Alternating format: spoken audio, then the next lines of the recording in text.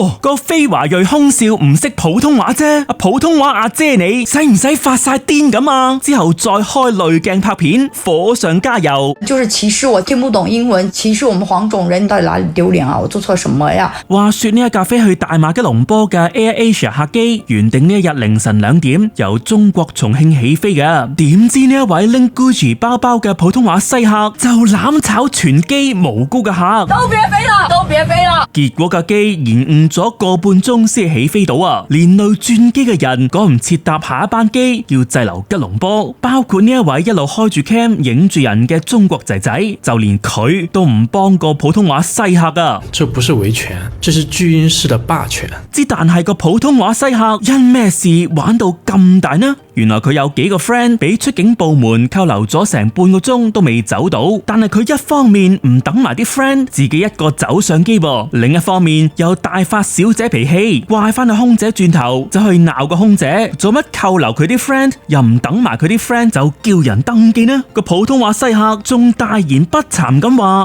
我哋係有俾錢噶，有權叫你哋等。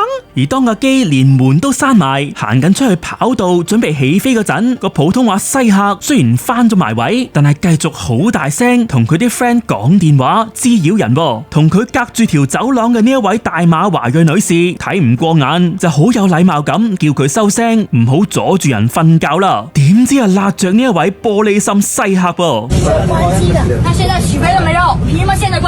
大聲就可以嗎？現在幾點鐘啊？不是大聲就可以的。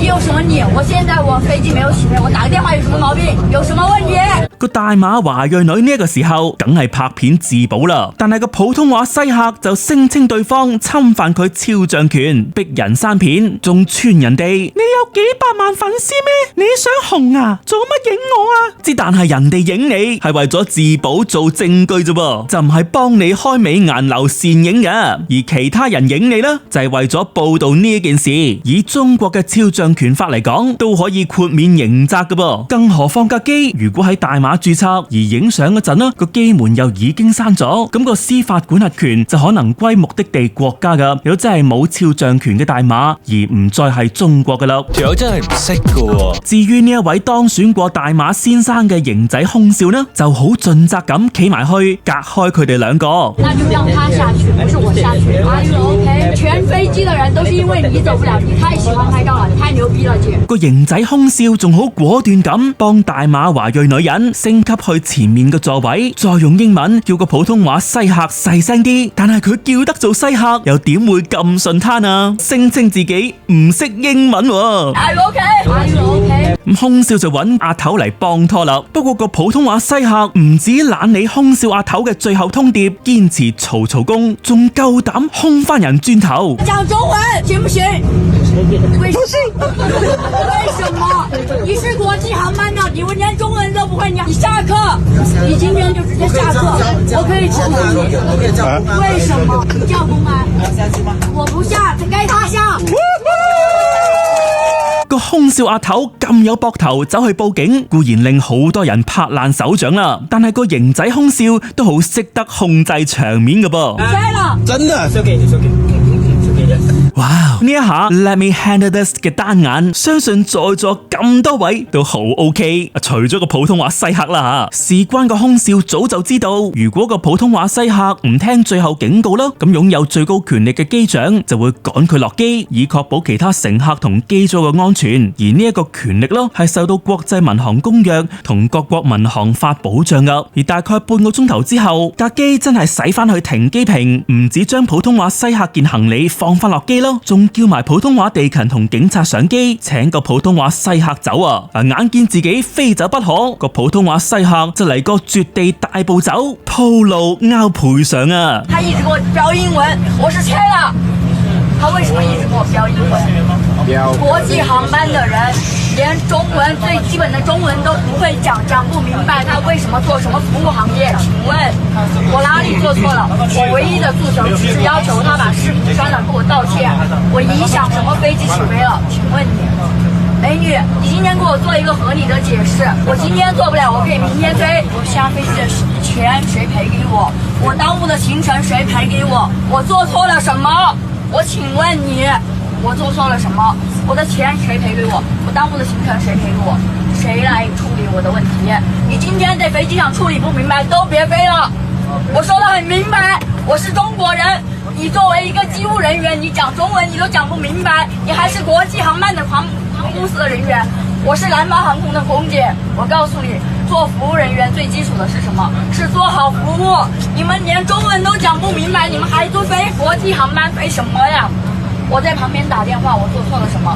他说我不该打这电话。我承认我当初是声音有一点大，可能影响了这个他的心情，他让我小点声音。我说现在飞机没有起飞，那我请问我打个电话有什么问题？飞机起飞了，自然断网了，我也打不了电话，没有毛病。他拿手机拍我，录我视频，我让他删视频。乘务人员过来了，处理不了任何问题。我唯一的诉求只是让他把视频删了。他一直跟我标英文，我说我是 low English speak low English China 讲中文。他能不能解决问题？为什么让我不能飞？你今天给我一个合理的解释，给不了都别飞了。我犯罪什么了？我犯了什么罪？你今天给我说明白，当着所有的人的面，在场的所有人都是证人，有很多人后面的朋友，很多人拿手机录了视频。我想知道我霸占了什么，我犯了哪方面的罪，哪方面的法律？你给我把这个说清楚、说明白，讲清楚、讲明白、讲明了。O 不 OK？I OK？ 会不现在会讲中文的？刚刚为什么没有一个讲中文的人过来？明明很简单的一个事情，我很激动，你耽误了我的行程，谁给我赔偿？谁给我赔偿？你为什么说你现在耽误了所有人？现在是耽误了。首先我先跟你讲，那你现在给我把赔偿直接当着所有人的面，我谈清楚，我现在立马走人，要不我谈赔偿，现在立刻马上说解决方案。我现在下飞機，我不耽誤任何人走，讓他們都走，有沒有毛病？我的解決方案有沒有毛病？我的姐妹，你竟然仲夠膽拎全機人嘅時間做籌碼，幫自己拗賠償，咁你都真係病得幾勻循下噃。第一，我有4個朋友，第一個朋友都上不了飛機，卡着他不讓他不上來，這是不是你們的問題？我說憑什麼卡？他機票都取了，憑什麼卡他？那你說我的情緒能不激動？大哥，這是領導的問題，你要去找他不能走，必須他自己的原因。現在所有人都要走，我不希望他們因為我的原因導致他們的行程走不了。我唯一的訴求就是，你今天怎麼樣賠償我？我現在走不了，是因為你們的原因走不了，不是我自己不想走。再一個就是你當着所有的人面說我犯了什麼罪，我犯了什麼法律，我有什麼問題，說清楚，我立馬就下去。睇翻個地勤生不如死嘅樣，只可以講辛苦晒佢啦。再睇埋重慶機場啲警察點樣應對呢一位潑婦啊！我們自己是做服務行業出身的，都不容易，出來玩都不容易。為什麼他們沒有一個人會講中文？第一時間解決問題，只是需要他們溝通一下。為什麼沒有一個人講中文？為什麼國際航班的人都不會講中文？是為什麼？做什麼服務行業？我想問你。我冷靜不了。我也很趕，不是所有人的時間都很寶貴，我也不希望讓他們因為我的原因耽誤了行程。但是我冷靜不了。乜原來家陣只要捉到個非華裔空姐空少唔識講普通話，就可以大條道理發癲噶啦？乜南方航空公司係咁樣教你做空姐嘅咩？麻煩你們的手機不要拍照，手機不要拍照。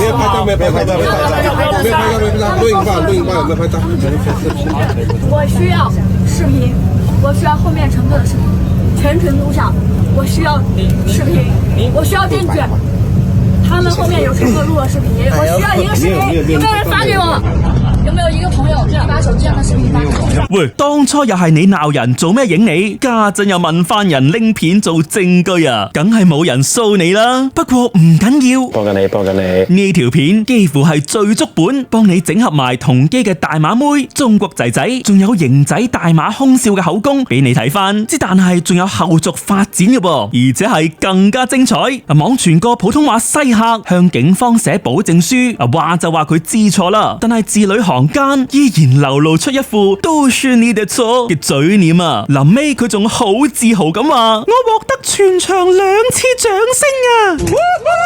喂，但係人哋啲掌聲係讚空少阿頭，果斷報警趕你走啊！喂，大佬啊，你唔好咁黐線啦！咦，咁都未算最黐線喎！事關嘅普通話西客之後再開濾鏡拍片，聲稱自己唯一做錯嘅，即係當初大聲講電話啫，仲要串翻嗰位叫佢收聲嘅大馬華裔女人係考多士。為什麼我前面、左邊、後面的人都沒有說我，他反而覺得我聲音大了？而佢下一個怪責嘅就係個型仔大馬空少啊，鬧人飛嚟重慶都唔識中文喎，又冇幫佢叫個大馬華裔女刪片，冇解決佢嘅訴求，仲話人火上加油，先令佢發咗少少脾氣咁啫。就是歧視我聽不懂英文，歧視我們黃種人。但係有目擊者唔係咁講噃，空少真的是很好，他很用心的去阻止他們吵架打架。而個普通話西客唔止怨啲大馬人好團結咁恥笑佢啦，佢仲怨冇中國人嚟撐佢，淨係覺得佢好丟架喎。你們到底能不能吃瓜能吃得理性一點？我到底哪裏丟臉啊？我做錯什麼呀？乜你冒認南方航空嘅空姐都唔叫做錯咩？就連型仔大馬空少都忍唔住喺 IG Story 度串佢，自稱係空姐，但係唔識英文喎，咪引起大家關注咯。結果南方航空都要同個普通話西客割席啊，話佢唔止唔係南方航空嘅員工，亦都同南方航空冇任何關聯。我不會覺得我做錯了。查實人哋笑你，從來都唔係因為你係咩種族或者國籍，而係因為你連個醜字點寫都唔識。為什麼沒有一個講中文？你下課都別飛了，都別飛了。你又點睇？不妨留言討論下，記得讚好同埋分享呢條片出去，俾更加多人知，亦都可以掃描 QR Code 支持我嘅製作，仲有訂閱呢個 channel，咁就唔會錯過我每一條片啦。